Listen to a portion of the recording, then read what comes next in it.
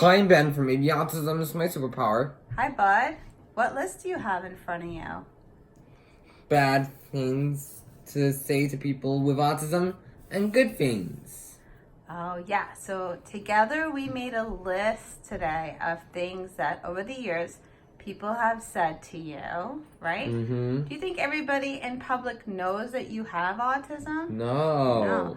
Because kids with autism don't look a certain way, right? Mm-hmm. But people have said things to you over the years. And I think it's important for people in society to keep in mind that you never know what kid might have autism that you're talking to. So there are some maybe nicer ways to say things that might help kids like you, right? Mm-hmm. Okay, so we made a list together, right? Mm-hmm. Okay, what is number one? What's something someone said that they could have probably said differently? What's number one? You don't look like you have autism. Right, we made a video about that, right? Ben, do you think kids look like they have autism? Yeah. No. No, right? Mm-hmm. Where's autism, on the outside or the inside? Inside. Yeah. So people have said many times, you don't look like you have autism, right? What could they have said instead? You're so cute and you're so handsome. Something like that would be better, right? Mm-hmm. Okay, what's number two on your list? Do you always behave like this? Do you always behave like this? Mm-hmm. People have said that to you, and they've said that to me about you when you've had some sensory meltdowns out in public. They didn't realize you had autism, but what could they be saying instead? Is something bothering you? How can I help? Yeah, how can I help? Is something bothering you? Right? Wouldn't that be nicer? Yeah. Yeah, I agree. What's number three? Shut up.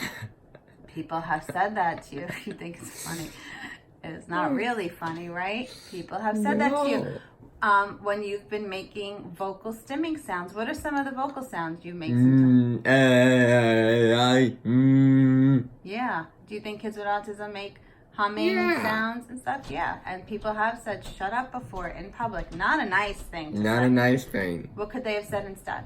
Can you please be quiet or try to lower your voice? Nice. Good. I agree.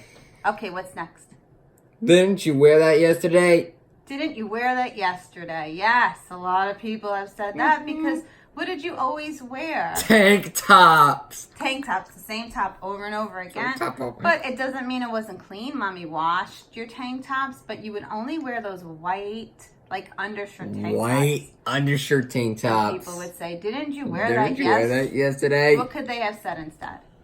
That must be your favorite shirt. Those must be your favorite clothes. Yeah. Or that must be your favorite outfit. Yeah, anything like that, right? That would be nicer. Okay, what's next? Stop moving around so much. You are making me dizzy. Uh-huh. We've heard that before. Do you move around a lot? Yeah. You still do move around a lot. What's something they could say instead? If you need to move right now, I will give you some time. Yes. Okay, so wearing the same clothes over and over again, Ben, that was because you had sensory problems. And moving around a lot is because you need to do that sometimes to feel how. Good. Yeah, and again, the point of this video is that do people always know that a kid has autism that they're speaking to? Yeah, no. They don't. So they have to keep in mind that autism doesn't have a look. And sometimes kids have these behaviors and we need to be more patient. Good. Okay, what's next? Look at me, I'm talking to you. Yeah, people say that a lot. Because do you make eye contact easily? No. No. And what do you want them to understand about eye contact? It's hard sometimes for people with autism. It is. And so what did we write down? What did you write down there? Understand that I can still hear them and understand them even when I wasn't making eye contact. Right. So did you always need to make eye contact to hear me or understand me or other people? No. No, you don't. So maybe people don't have to say, look at me when I'm talking to you. Maybe they could try to understand that some of these children don't need to give eye contact. It's too hard for them right now. But it doesn't mean that they're not understanding them or don't hear them. Right, Bud? Yeah. Okay. What's next? You have to take a bite. You have to take a bite. Food, like that's so easy for you to do. Were taking bites of foods easy for you? Not in the past. Not in the past. But today, I can eat some different foods. Today it's much easier for you. But when you were more sensory, No. nearly impossible. So to say just take a bite, that would never work, right? Mm-hmm. So what did you write down there? Are you able to try this? Are you able to try this? And usually you would say, no, I'm not able to right now. But it's a nicer way to say that. But it's got much easier despite having some foods I don't like. That's right. It has. Very good, buddy. And what's next? Stop covering your ears. Stop covering your ears. How do you cover your ears sometimes? Yeah. And what would be a reason why you would cover your ears?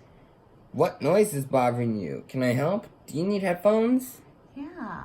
They could say, what noise is bothering you? Maybe they could lower it if it's something on the speakers. Maybe it's songs at the grocery stores. You used to hate some of those songs. Yeah. Maybe if people saw a kid with their ears covered, they could ask, is there something bothering you? Because maybe they're able to help. Lower the volume or get you some headphones or just be more understanding of what's going on. Okay, was that our last one? Stop talking to yourself. Oh, is number 9. Yeah, stop talking to yourself. Do you do self-talk a lot? Yeah. You still self-talk sometimes, right? Yeah. What would you like people to do instead of saying Talk to me about what I am talking to myself about. Join your self-talk a bit, right? Mm-hmm. Because you like what you're talking about. And that might make for some little bit of conversation, and it definitely would make you happier, calm you down a bit. Okay, what's last? Number 10. Wait your turn. Wait your turn. Is it always easy for you to wait? No. When you were younger, much harder. That was more of an OCD, right? Yeah. Okay, so again, some people would not realize that it's a child with autism that's being restless and not able to wait. So what can they say instead? Are you having a hard time waiting? Having a hard time waiting. And then maybe they could figure out a way to help them.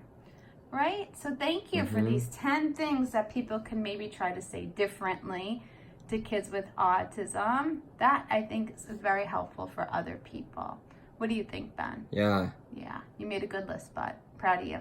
Hopefully you enjoy. Goodbye, and don't forget, autism is a superpower. Sure is. Bye, guys.